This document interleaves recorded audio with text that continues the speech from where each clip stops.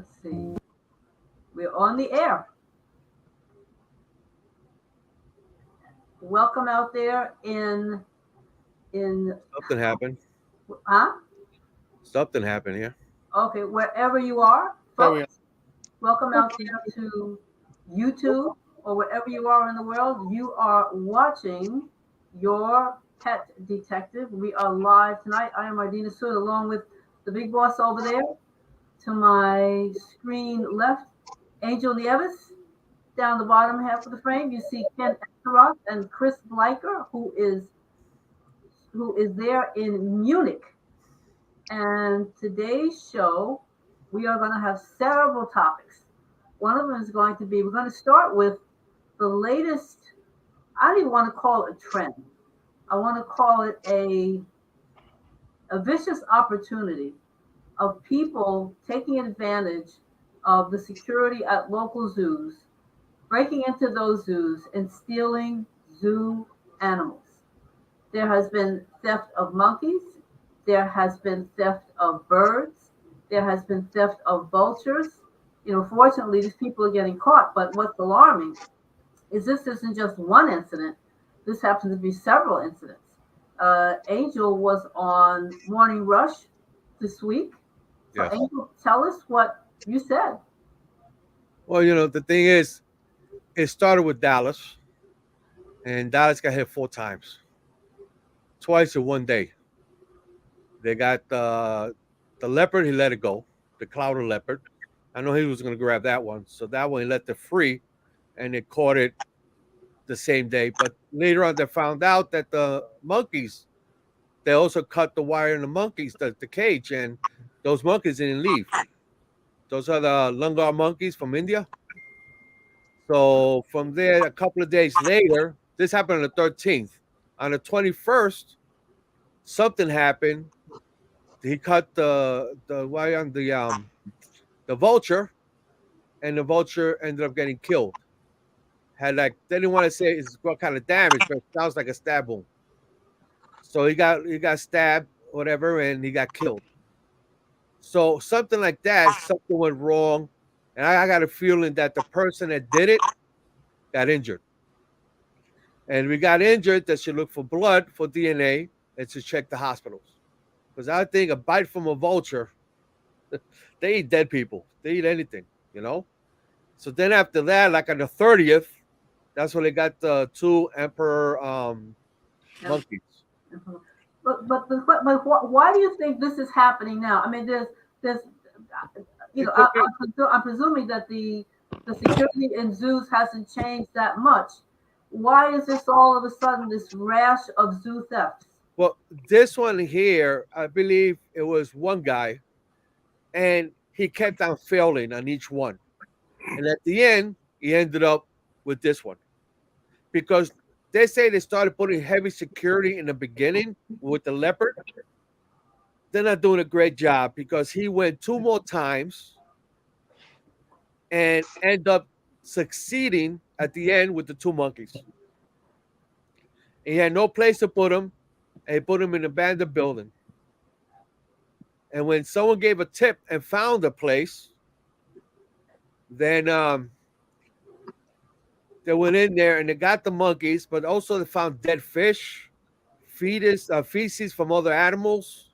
So it's a possibility he was taking animals and putting them in there, in that place, like a hiding place for him. Let me ask Ken. Ken, you and I both worked in news for many, many, many years, and we've seen a lot of people that kept animals in their house.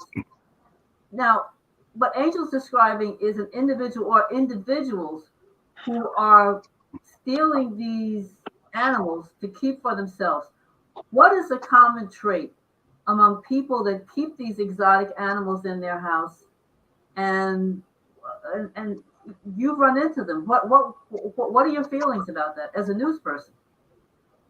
I mean, it's just an observation. I mean, we've covered many stories in the New York City area of people keeping undomesticated exotic animals in their apartments. Undomesticated meaning not a dog, not a cat, not a bird, animals that are illegal. We've seen leopards. We've seen alligators. We've seen Bengal tigers in that Bronx apartment that they pulled out, which that tiger recently died. It was like, that was Ming. That was in Harlem. Ming the tiger. Did you cover that? Yes. You covered that? Yes. Oh my God. So I'll tell you what. I did not get that assignment. I wish I had gotten that assignment. But walk us through what happened that day. So Ming the tiger, it was up in an apartment building, and neighbors were complaining about weird sounds coming from an apartment. And they opened up the apartment and they looked through the window and they saw a giant, I think it was a long time ago, I think it was a huge, fully grown Bengal tiger that was in an apartment living with some guy, which is highly illegal and extremely dangerous because tigers, it wasn't domesticated. No matter, and that's the biggest misconception.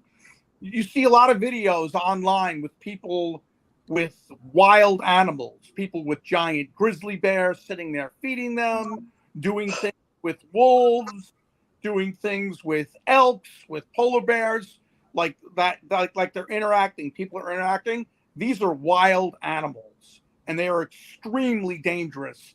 And a 200-pound man is no match for a 1,000-pound grizzly bear or anything like that. No matter what anybody says, that should never happen. So the common thread that I've seen covering stories over the years in New York City with people with undomesticated animals, or the people tend to be emotional recluses when it comes to interacting with people. They don't interact with their own so great as compared to these animals. And they feel like they're closer to the animals, and they understand the animals better, and they can relate to the animals better than they can with average human beings. And it to me, this is just my opinion, it's a borderline EDP, which is an emotionally disturbed person, on a mental level, where they can't relate to the average person, but they can relate to any animal, no matter how savage it is, if that makes sense. Chris, I don't want to leave you out of the discussion. Does this happen in Munich, where people keep exotic animals in their houses, in their apartments? I think it's possible, but it's hidden. I think it's not in public, but there are some people as well who are animal hoarding or doing like that, but it's not in public. And if a neighbor does not go to police or to somebody of the city of Munich, they can do it until a damage happens. And that's the key word, neighbors being observant.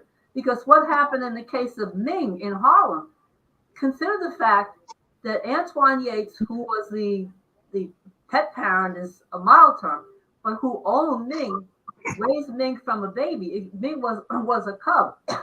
And he had that pet long enough for it to grow into this huge adult tiger, and nobody said anything. They knew it was there, but nobody said anything. I mean, life sort of went on as usual in that building, and people would whisper, but nobody called the police. Okay. I'm wondering because in Munich we have once a year somebody who is coming in our apartment to check how many heating did you need. They see if your electricity is okay. So once a year somebody is coming in your apartment. So I'm wondering how it can happen. Well, that's the key. In New York, or I should say in the United States, that's highly unusual. And since we're talking about apartments and animals being in apartments, that's going to bring us to the second topic on our show, which is it's Ken's story. And I'm not even going to try to describe it. I'm going to let Ken describe what has happened to him, and is continuing to happen to him in his New York City apartment. So Ken, tell us your story. And this is about neighbors. This is about pets. It's about neighbors. It's about animals, and It's about a growing problem in New York City that is the actual power of co-op and condo boards and the legality of their power in the court system versus what happens within the confines of a building.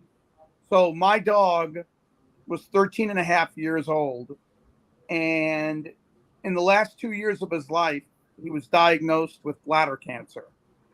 So as time went on, I kept giving him chemotherapy, and eventually it got to the point where the doctors at the Animal Medical Center came to me and they said, you have two choices. You can either remove his bladder, and if you do that, he'll be incontinent for the rest of his life.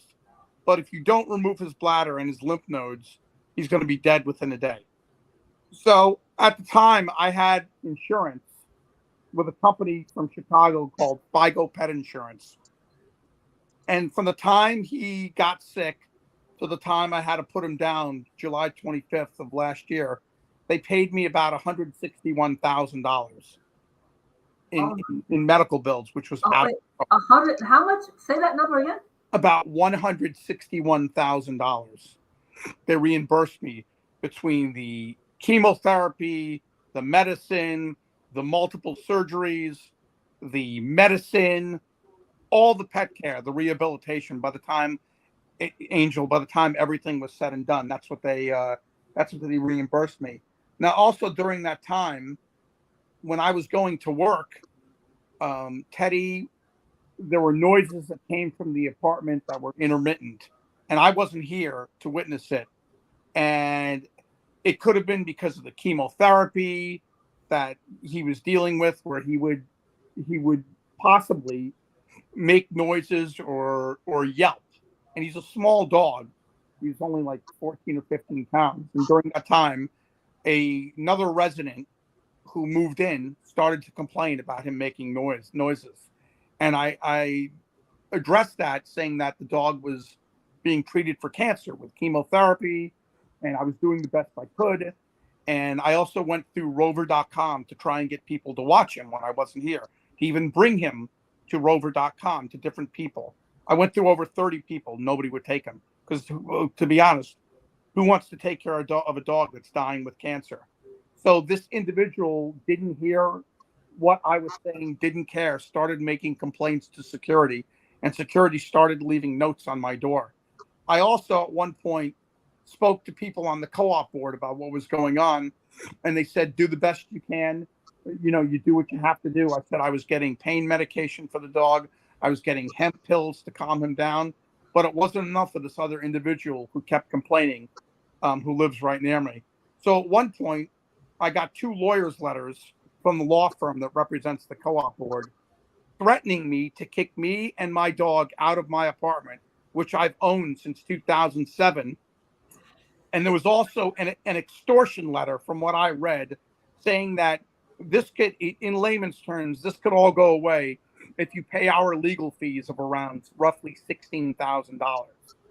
So what happened in the middle of all this outrageous behavior is we got an email from the multi-billion-dollar law firm that represents the co-op board. We weren't supposed to get it. They sent it to us by mistake, and saying that they were concerned that only one person was making a complaint, and if there were more people, we should have them on the record. Somebody should go around and ask questions. But at the same time, they didn't know we had that email. So at the same time, this law firm put out a letter addressing to me, saying there were multiple residents that were complaining. The police were called, and it's been a nuisance to multiple people in the building. All along, I knew that was fake news. That was false. So once they pushed the envelope, I lawyered up, and we filed suit against them last May. And it's still making its way through the court system right now. And it's just a disgusting display of people that have no empathy or sympathy for an animal that's dying or the person that has to take care of it. And the only way you're going to win something like this against the co-op board, and I'm just going to come out and say a liberal co-op board, because all they care about are themselves and what they feel. But they overstep their boundaries, even as members of the co-op board, because they don't run my life or my animal's life. and there's a set of rules in the co-op board of everything that goes on, but it says this is a pet-friendly building. It doesn't say it's a pet-friendly building except when your dog gets sick and is dying, and then we can kick you and your dog out onto the street. So once I had all that evidence against them, I lawyered up and filed suit, and it's still going round and round today. And I want to get them all without naming any names, and I think we're going to be successful. But it raises the issue, to play devil's advocate, about pet rights versus tenant rights. For argument's sake, if I'm that person in the apartment upstairs and it's 2:00 in the morning and I have to get up at 6:30 and the dog is barking, what do I do? Well, I'm glad you asked that question, because interestingly enough, there were never like bedtime times, because I was only here. The times could be at 2:00 in the afternoon, 4 in the afternoon, 7:30 in the evening, 12 noon. It was never after hours. And staying on your point about pets versus tenants. Well, if the pet is living in a building, isn't the pet technically a tenant as well? No. Because if it's not written that the pet's not a tenant. If there was it's not what the document says, it's what the document doesn't say. The list of rules in the co-op board don't say, well, if your pet gets sick, you must control your dog if he's sick from cancer drugs, if he can't do this, and pets don't have any rights. It doesn't say that. It says this is a pet-friendly building. So what friendly mean? I'd like to inform the audience that Ken's father was a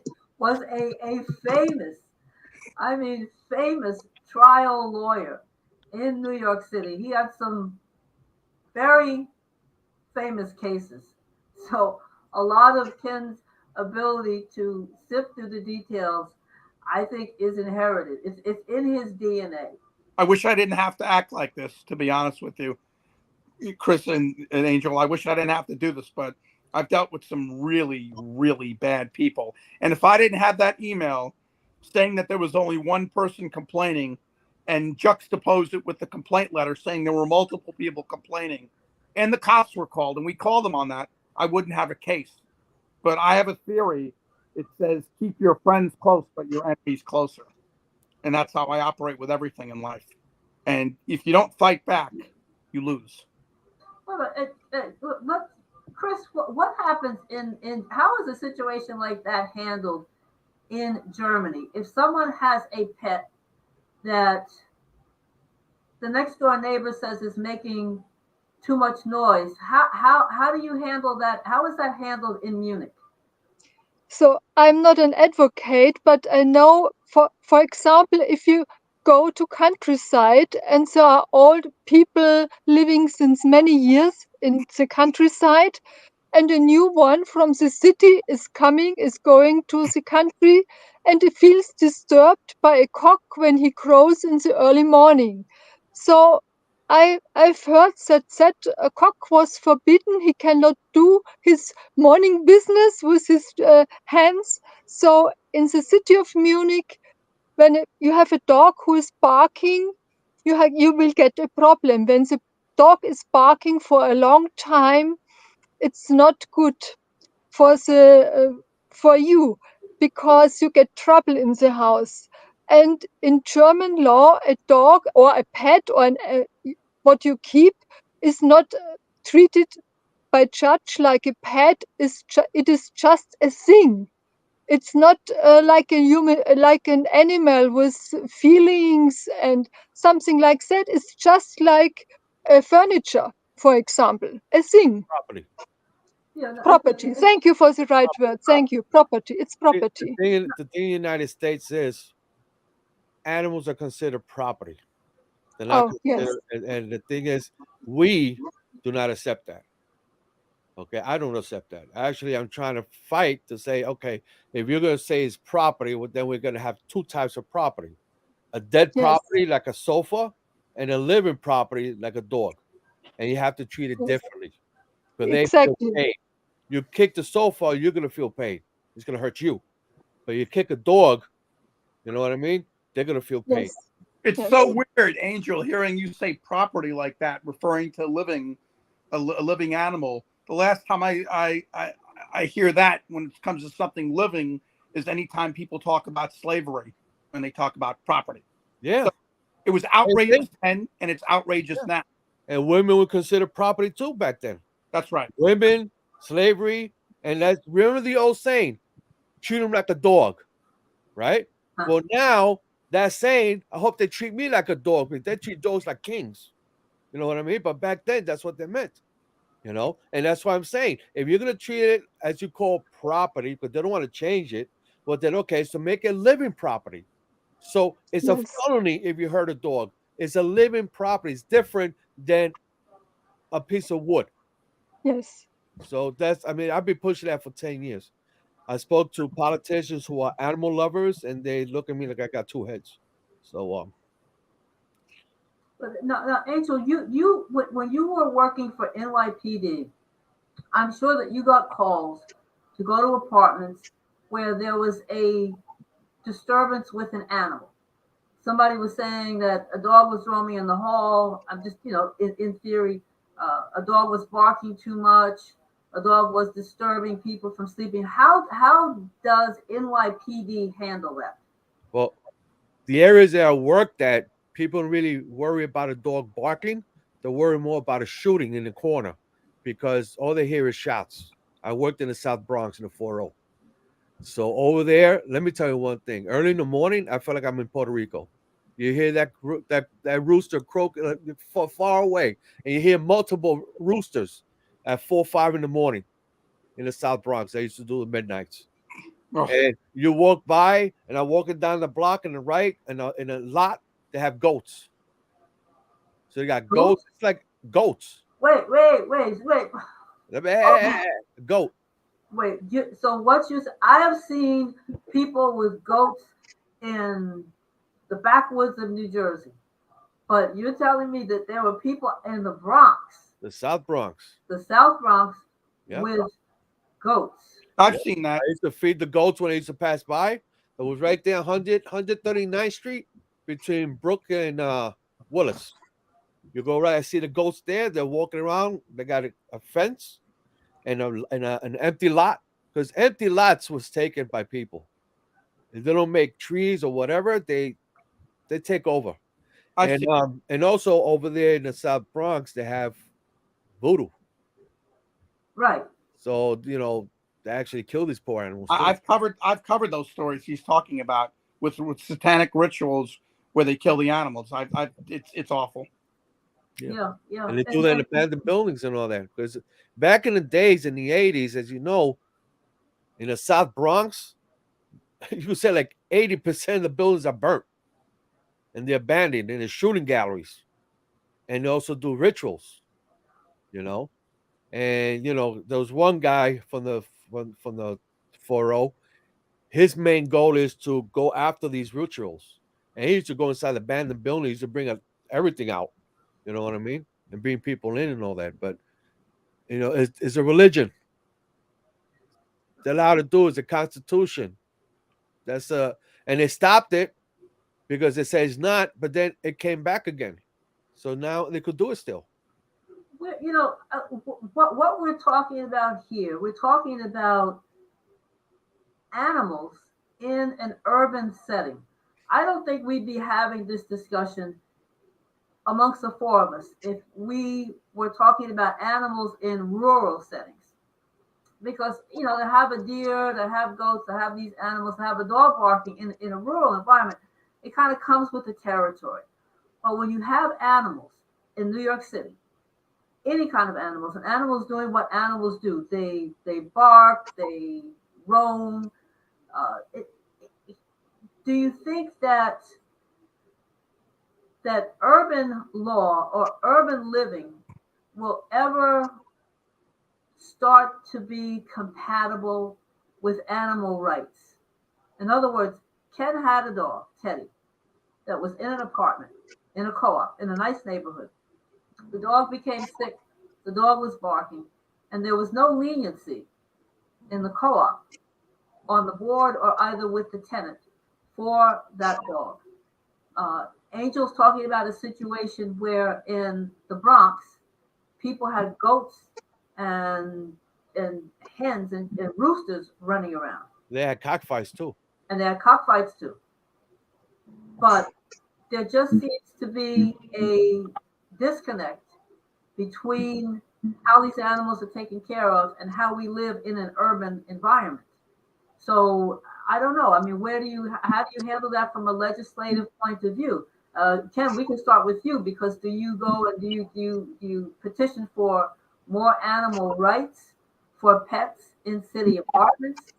Because right now you're in the middle of a lawsuit defending your rights, but what about defending the rights of your dog, which is sort of a separate category? How do you go from there? Unfortunately, because we live in a horrifically litigious society right now, there's a saying that a shop steward at my station said, and he's so right. He said, "Don't get it right, get it written."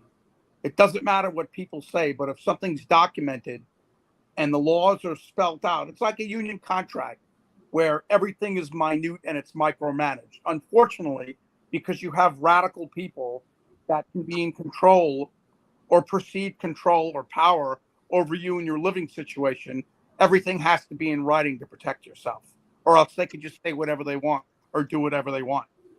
So for me, um, I, I don't know. I don't think lobbying politicians does much as the court system, because people only take notice when they get a legal notice, because then they have to spend money.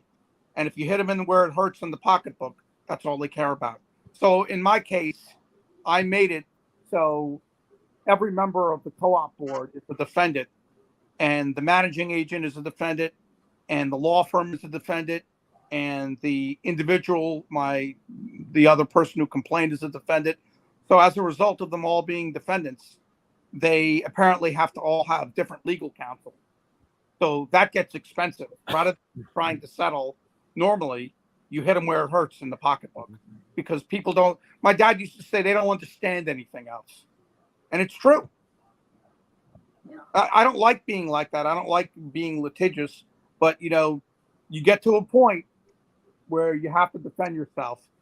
And there was a scene, I think it was in Casino, no, or Goodfellas, where Pesci is at a bar, then he beats that guy up at the bar in Queens in 1970, and De Niro's doing voiceover, and he said, the guy's name was Nicky. He goes, "You better make sure you kill him. If you come at him with a knife, you come at him with a stick, he'll have a bat.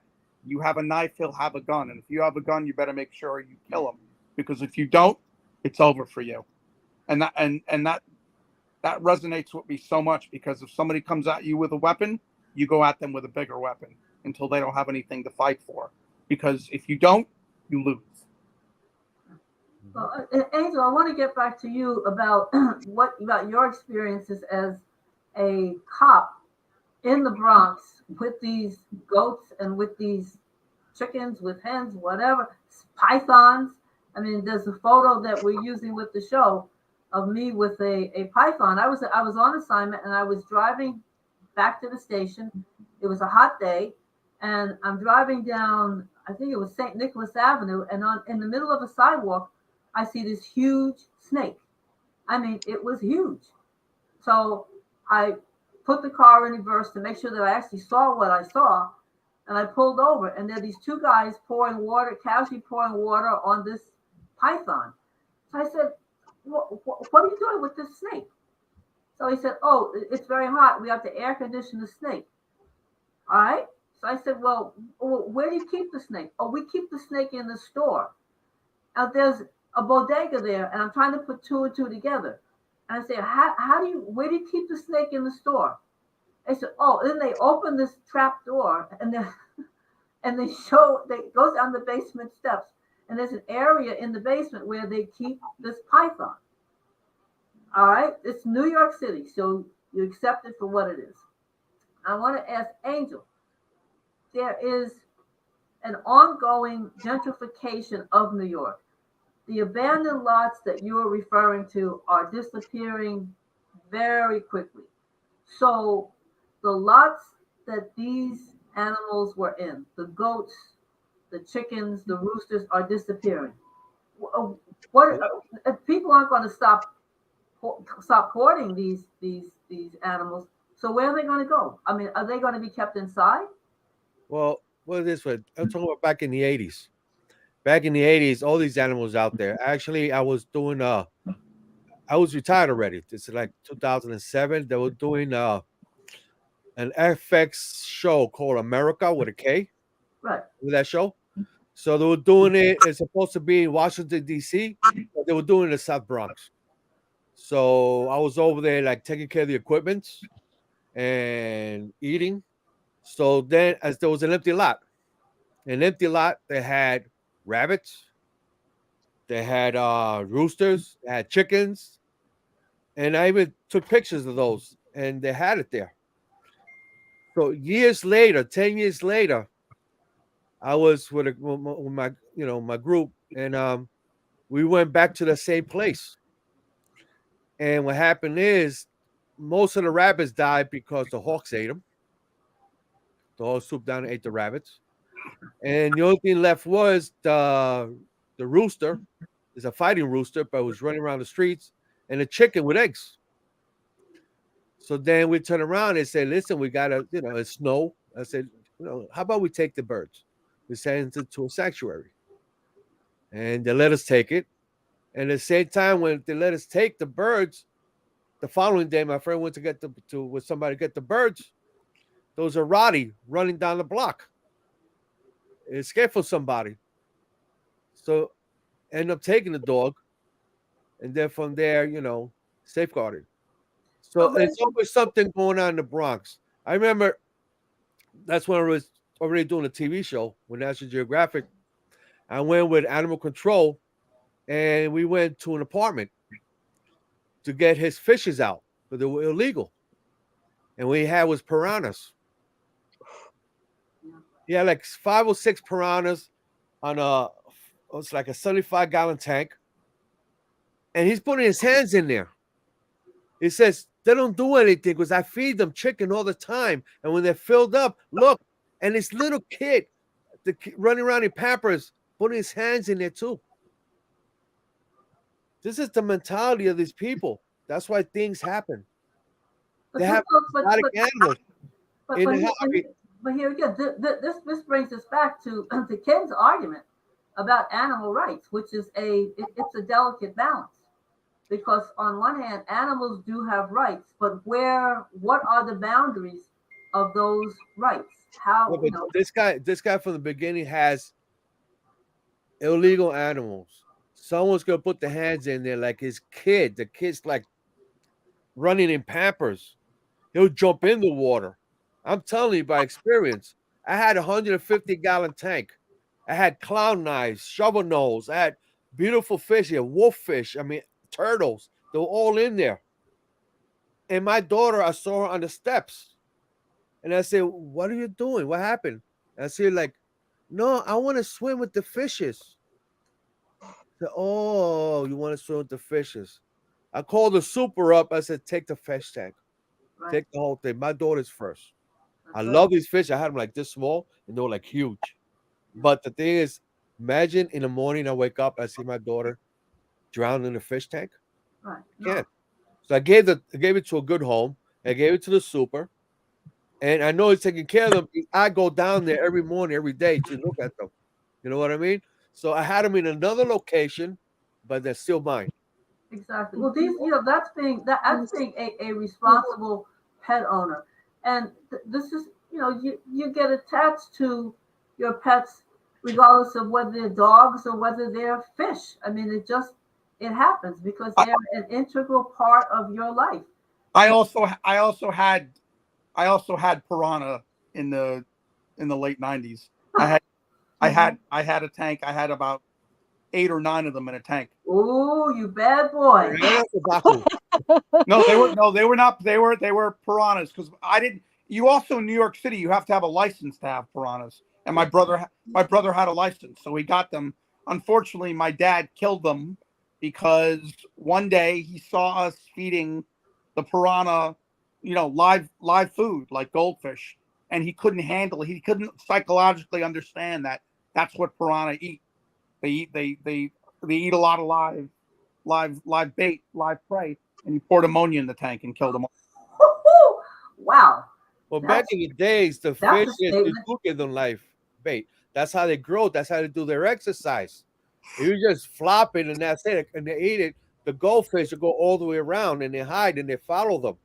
Well, I mean, when they were this small, I used to feed them bloodworms, the worms, and they grew quickly. And then from there, I gave them goldfish. But I was still wrong because I had 150-gallon tank on fishes that needs 1,000-gallon tank already. And the bigger the tank you have, the more water you have, the bigger the fish gets. the bigger the fish. But so Yeah, but the thing is, but that's what people believe, because if you put a fish in a 150-gallon tank, they will grow. They will outgrow the tank. to accommodate. I used to see it on a it was an Asian place that had fishes, and this fish was an iridescent shark, and this shark had to be like 4 foot long, 3 foot long, and he had him in that tank, and he couldn't move. He just stood there. That's terrible. Just stood there.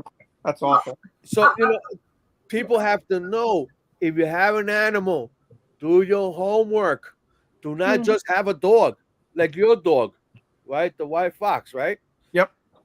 You know your dog, but this dog is a lot of energy, right? It's an energy dog, okay? So if the type of person who is lazy and don't want to do anything, I don't want to walk this dog, I don't want to do this, the dog, I really believe, is suffering.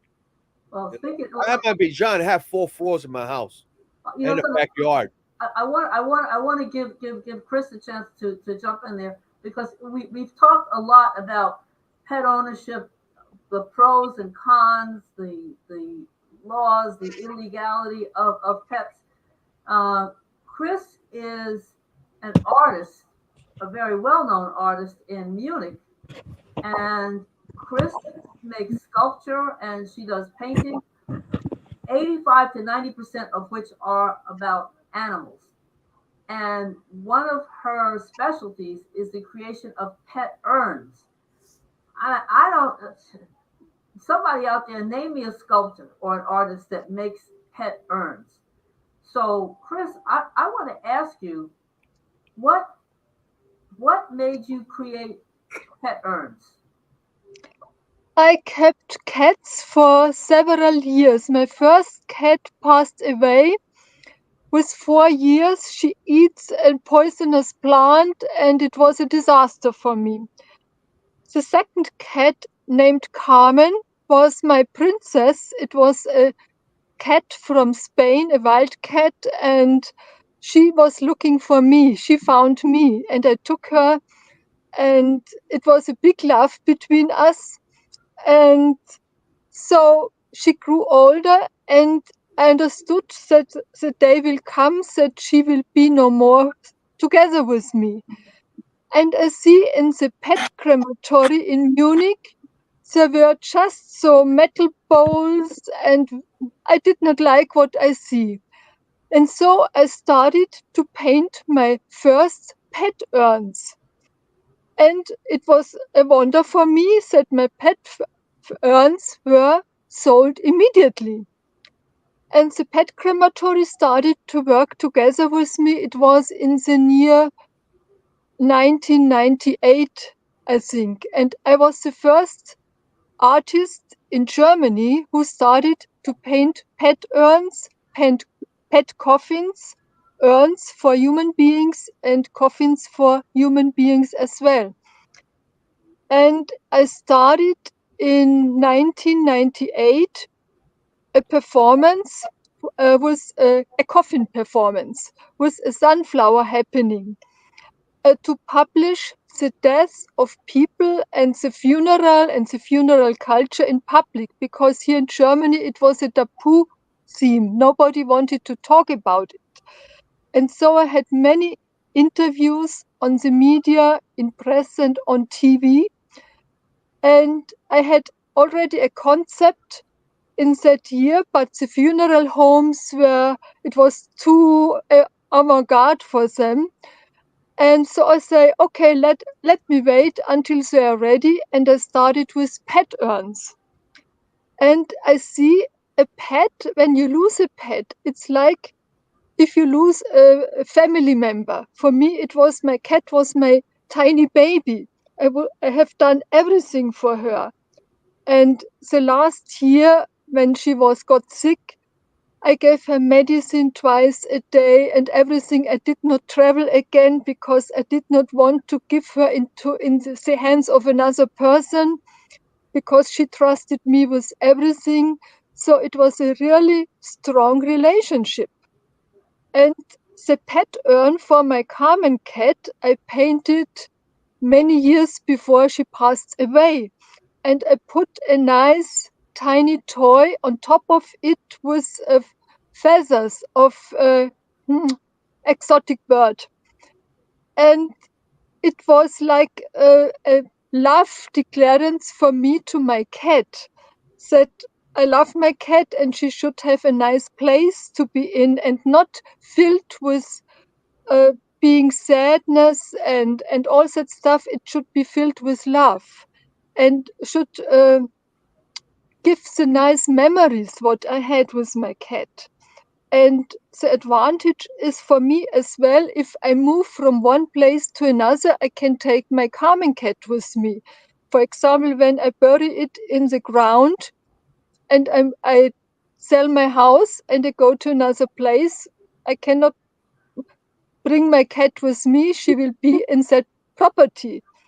So, and I see after several years, my my pet urns are collected. And uh, the webmaster of Shop Art told me, oh, I should not start with urns and coffins and all that stuff, but I say the death is part of life.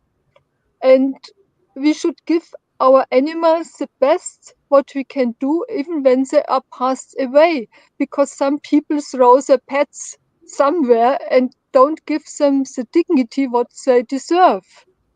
So it worked out and I made publicity, and now many people or many artists as well took my idea and started painting urns as well. So now it's something what is established here in Germany and maybe in other parts of the world as well. Do you think that that helps with? It's very traumatic when you lose a pet. I mean, it's Yes. just it's awful. But do you think that being able to put your pet's ashes in an urn to keep that with you, that helps with the grieving process? Does Yes, that help yes, does that yes, help the grieving process at all? yes, yes. It's a part to overcome that sad period for the people, for the pet owner.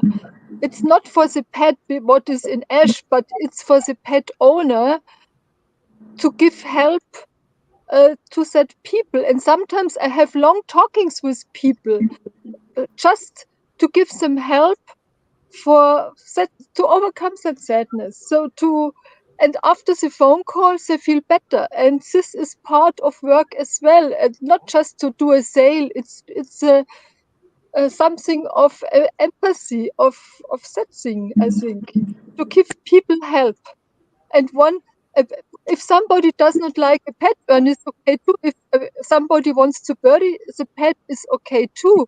But it's just important maybe as well to give importance to a pet, that we don't have just a property in our homes, that we have something more. We have tiny souls in our home. We have love in our homes. They give us everyday happiness. What are the stages of grieving when you lose a pet? I'm going to toss that back to you, Ken. And how do you navigate through that? Well, when my dog died, they gave him experimental surgery, which was the last thing to take his bladder out. And then when I had to make the decision about putting him down, they asked me if they could keep his body for science, if I would donate it to science, because he was only one of a couple dogs in the whole country that had that surgery. And in my unmistaken grief, which I still have today, I thought to myself, the only thing that helped me escape out of this and had me shed less tears, even though I'm still crying, is that I said to the surgeon, if you guys having his body will help other dogs in the future to combat this type of cancer, then Teddy will help other dogs going forward. Then I gave it my blessing, and that helped me not have to deal with what am I going to do with his body, and I can appreciate, Chris, what you're doing with the urns and everything. So many families like that, but for me, I was never into keeping an urn. Teddy has hair that you to pluck out. He doesn't. It's like human hair. So I took some hair and put it in a plastic bag. So I have the actual hair and I have a paw print because I didn't want to have an urn. So because for me, whenever I see an urn with ashes in it, how do I say this? It's like going to a wake. In the Italian religion, you go to a wake, and if the casket's open, that's the last thing you remember about the person is them lying in the casket, and you tend to forget. It's human nature. Everything else that happened before that, and it's the same thing with an urn. If I look at an urn with Teddy's ashes in there, I'm not going to think about the life I lived with them. I'm just going to think about there's my dead dog. That's just the way I'm programmed to do something like that. So I wanted to remember him as he lived, but it's still impossible because you never get over it. You never stop grieving. And that's the hardest part. When I got the dog, I never thought about him not being here.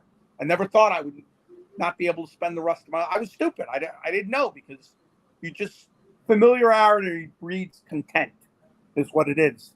So you get content with the dog being there and you think he's always going to be around. And then when it happens, it's like getting stabbed. So I did the best I could, if that makes sense. Angel, I want to ask you, because you lost your dog of 15 years, and you're a tough guy. You're a New York City cop. You wear that badge of courage, and you have to have a kind of steel personality. How did you set aside that macho and grieve for your dog? Well, when it hits a family, there's no macho. It's not the same as being a cop getting shot at. It's way different. And when it's a family member, which my dog is not a property, my dog is family. I I was just crying like a baby. And the guy that wanted to get the dog from me, he didn't even get close to me because he looked at me and the guy was like, I don't know, 3 foot tall.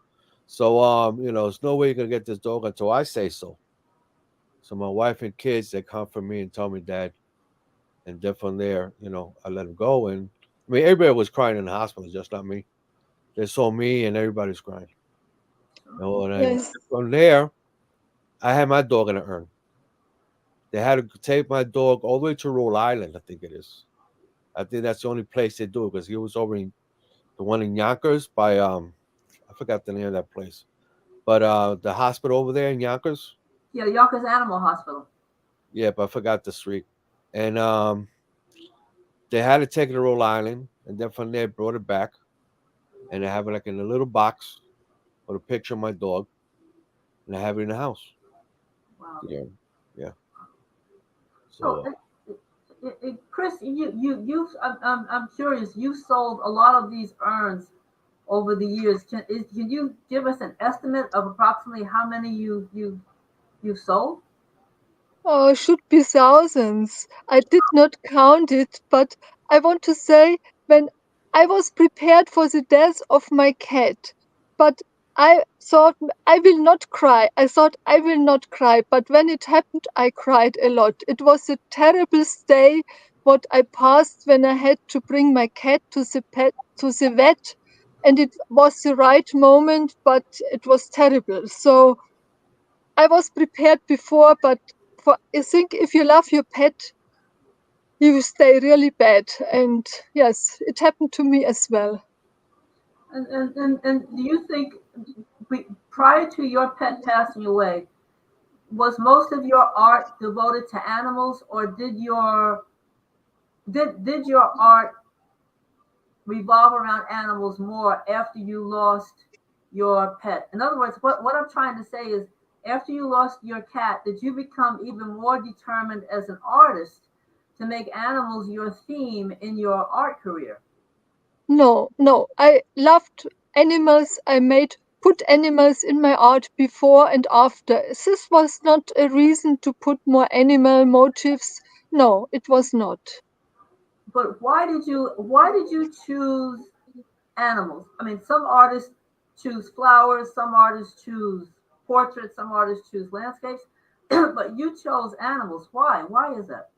I remember when I was a child, I painted toucan birds and I never saw toucan birds in reality before. And later, when I grew up, I see that paintings and I recognized they look like real toucan birds. So when I was a child, most of my motifs were animals. And now I'm framing motifs what I painted when I was 8 years old, about or 10 years. I, animal motifs. So it came out of me. I cannot explain it. But I'm just so you were never interested really in painting people. Do you feel more of a connection with animals than you feel with people in your art? I painted people, I did portraits as well, but for my artwork, I love more animals.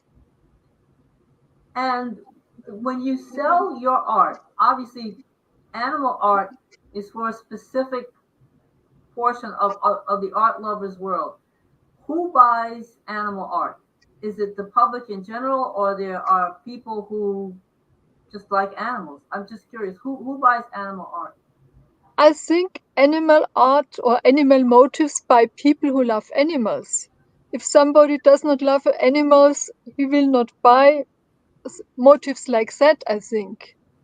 But I have customers from any age, young ones, even children with the first tiny things for small budget, and they grow up and get collectors. So, and I have people who already passed away, collectors. So any age is buying my art. I cannot say a special type of people.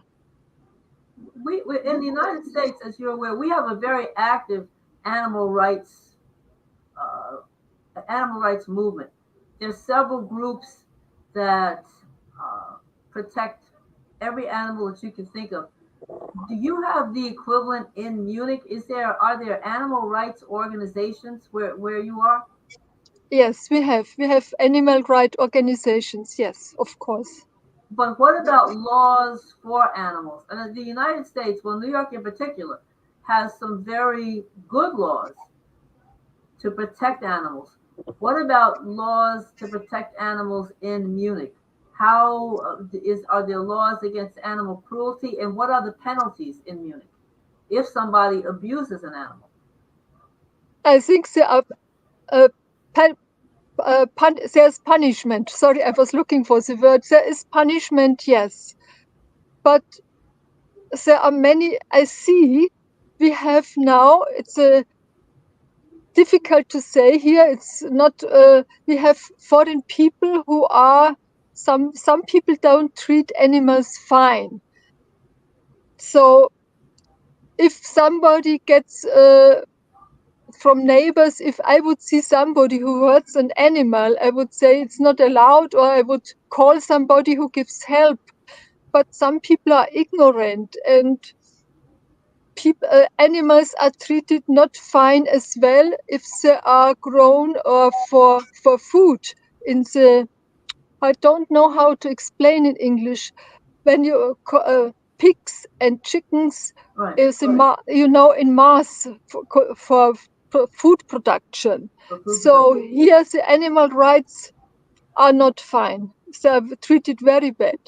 Okay, so Ken, uh, when your issue is still ongoing. And I know that you have a GoFundMe page to raise money for your legal costs. And you've done fairly well with that, which leads to the question that when you started this fight, did you realize at that time that there were so many people out there who would jump in on your behalf? I realized that there were a lot of people who would support me because they followed Teddy from the time he was a puppy till the time he got sick. I mean, I posted a lot of videos and photos on social media because there were a lot of wire fox terrier groups, not knowing that people would love me from afar. People who I have never met before loved me from afar and saw the injustice that was being done to me and wanted to fight back against people that did real harm. So I didn't know that people would be so generous with their pockets, but it made me feel good that there still are good people out there. So I had mentioned animal rights activists before, and their animal rights activists are there's also a political hierarchy. There's some that are more radical than others. Did any of the animal rights organizations reach out to you directly, or was it mostly individuals? There were some animal rights people that reached out to me that wanted to engage in serious bad things that could have happened to certain unnamed individuals, but I said I can't go that route. I didn't want to go that route. I'm like, that no good can come out of that, with me, or it would besmirch Teddy's memory. So I said, let me go the legal route. So, well, I'm laughing, but I'm just wondering, at some point, do you think you would switch over to the dark side? No, I don't. I don't want to get pinched. So no. Well, that's a good thing. I mean, it's always better to do it, as hard as it is. It's always better to do it the legal way, because you just have to let the system decide on who gets the last word. Believe me, Angel. What do you think? And speaking of the last word, we're going to let the boss up there say what he wants to say as we're winding down our hour. Well, thank you everybody for showing up. We talk about a lot of good topics today about the zoo and your rights and your pets' rights and your urns. And it was sad because you made me think about my dog. So it brings back, it's like one of a lifetime. But it's about that time. I want everybody to spay and neuter their pets. And it's 10 o'clock. Do you know where your pets are? It's 10 o'clock our time, but I'm going to sign off again by saying good night, good morning. Thank you everybody for watching. And it is now morning for Chris Bleicher in Munich, but she's going to be back. And Ken, we want to wish you the best of luck with your ongoing fight. And we would like to have you back on also. So all you wonderful listeners out there, we hope you enjoyed the show with these two wonderful people. Stay tuned, and you will see us same time, same place next week with more good guests. Take care and good night. Good night. Good night. Bye, Chris.